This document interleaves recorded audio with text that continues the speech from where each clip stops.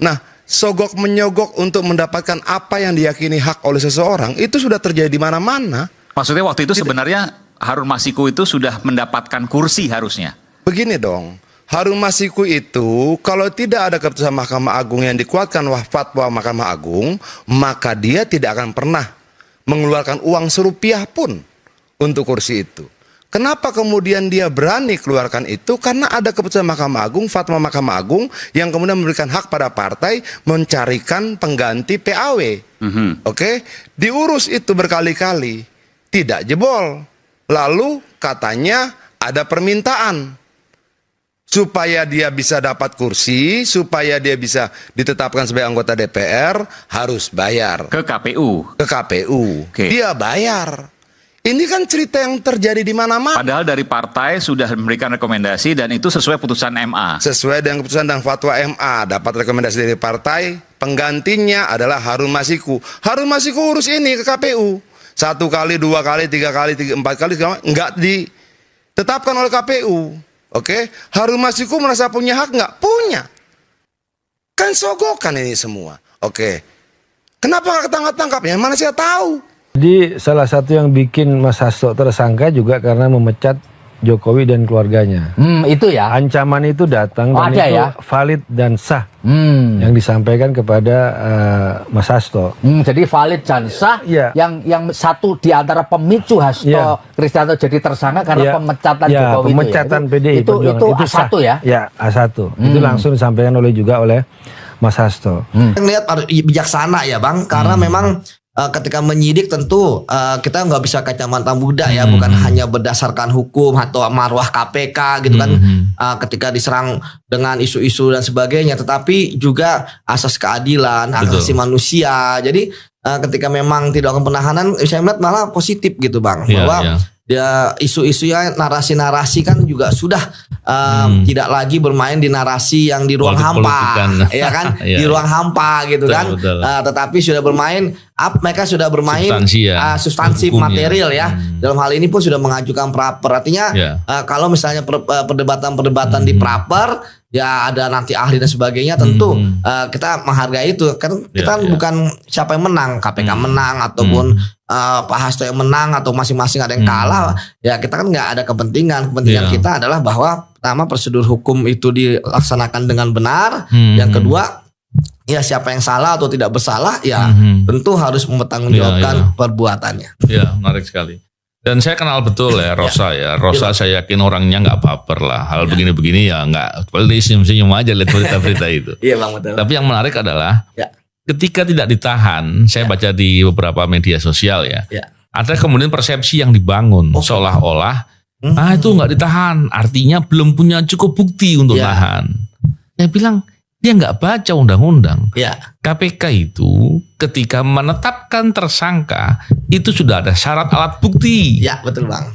Syarat alat buktinya itu dengan syarat menahan sudah sama-sama menggunakan 2 alat bukti gitu ya. Jadi dari situ aja sudah terlihat seharusnya tidak ditahan kemarin itu harusnya tidak ada isu soal alat bukti harusnya ya.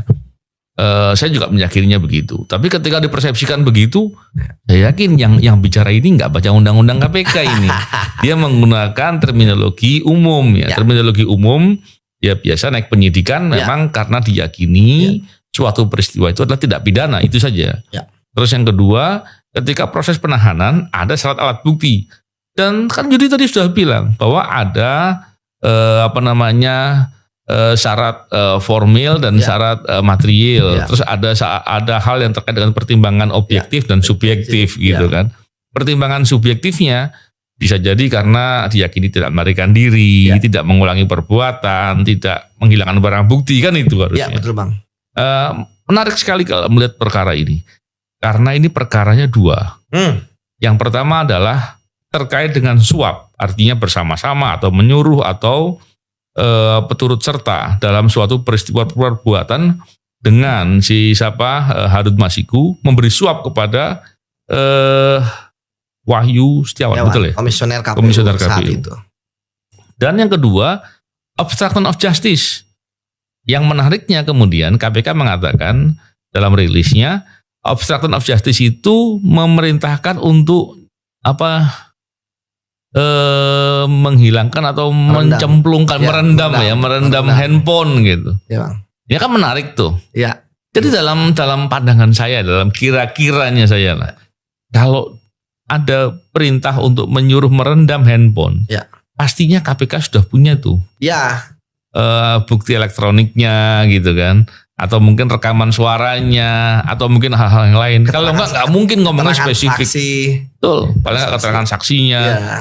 Dan saya yakin ya, tidak hanya keterangan saksi. Wah, betul Bang. Karena kalau hanya keterangan saksi kan dicabut selesai Iya, gitu. selesai. Walaupun yang Jadi, mencabut bisa kena pasal 22. ya bisa menjadi persoalan lain. Bisa Tapi lain, ya. tapi kan yang menarik adalah jarang loh KPK obstruction of justice nyebut jenis perbuatannya. Iya, jarang. Coba dilihat yang mana. Iya.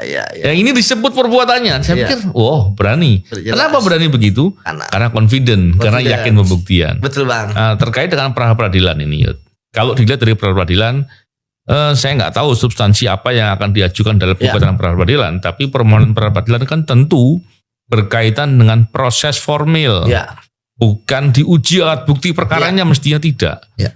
Hanya pun kalau dilihat sebagai alat bukti itu sebagai syarat, ada atau tidaknya. Ya. Apakah alat bukti itu relevan, Ya. alat bukti itu alat bukti substantif dalam Ya. perkara itu, tentu dibuktikan dalam pokok perkara. Dengan melihat penjelasan saya tadi, menurut Yudi, kira-kira pra peradilan ini seperti apa ini? Karena menarik kan, KPK substansi pembuktiannya mesti sudah jelas. Dan banyak lagi lain. Kira-kira sisi apa tuh Yud, mau dilihat? Ya, sebelum kita ke praper tentu kita harus menjelaskan dulu Bang ya bahwa ketika ada proses pra peradilan yang kita tahu waktunya singkat ya 7 hari kerja Bang ya, itu tidak ya menghentikan atau menilai penyidikan yang dilakukan oleh penyidik KPK. Jadi jangan sampai kan ada persepsi ada pra peradilan tunggu dulu, enggak bahwa justru kalau seandainya penyidikan sudah selesai sudah bisa dilimpahkan ke penuntutan, pra peradilannya jadi nggak diperlukan lagi, gugur. Iya Bang. Tapi kalau jadi istilahnya tentu penyidik masih bisa melakukan serangkaian tindakan termasuk penggeledahan, termasuk memanggil kembali Pak Hastu dan kemudian kan ketika pun dilakukan penahanan dalam proses pra peradilan juga nggak jadi masalah, boleh gitu ya.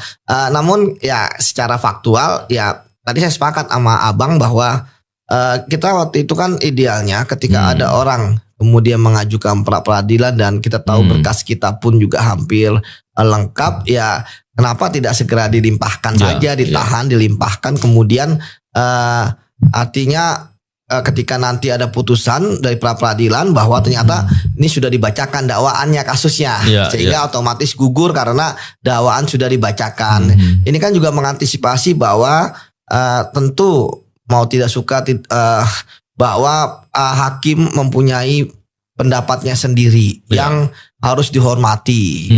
Yang ketika dia dalam satu kasus hal yang sama hakim A, B, C itu bisa berbeda-beda, sehingga kemudian KPK kan harusnya cerdas ya mengakon ANEF bahwa ternyata pra peradilan itu mempunyai risiko yang tinggi, sehingga harusnya KPK kemarin bergerak cepat. Namun ya saya melihat Bang ya, sejujurnya melihat bahwa kayaknya KPK ini menunggu hasil putusan pra peradilan yang saya lihat. Ya, artinya confident dong ya. Artinya pertama confidence, ya kan. Kemudian yang kedua, ya kalau saya dari sisi mitigasi resiko, artinya KPK berani mengambil resiko. Ya apapun nanti putusannya kan.